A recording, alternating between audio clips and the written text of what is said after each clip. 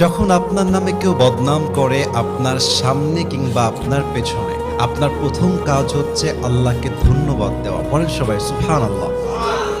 আল্লাহ বলছেন, সবর ধারণ করো তাদের কথার ব্যাপারে যারা তোমার ব্যাপারে বদনাম করে। এর কারণ আমি আল্লাহ জানি তারা যা বলছে সত্য নয়, বরং তুমি হচ্ছ আসল সত্যবাদী। তুমি সেই অন্যায়টা করো নাই।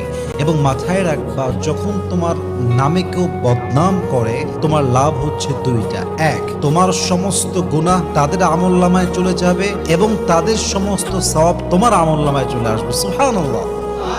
তো যারা বদনাম করবে তাদের জন্য আপনি আফসোস করবেন যে ইস রে, আমার ভাইটা বুঝে না, আল্লাহ আমার ভাইকে তুমি হেদায়াত দান করো। কিন্তু মানুষের বদনামের জন্য, অন্যের চরিত্র নষ্ট হওয়ার জন্য নিজের চরিত্র নষ্ট করা, এটা বোকামি ছাড়া আর কিছুই হতে পারে না। ঠিক কিনা বলেন? অতএব আজ থেকে বদনাম করলে নারাজ হবেন না, মন ছোট করবেন না, ভরসা রাখবেন এক সত্তার উপরে। তিনি কে?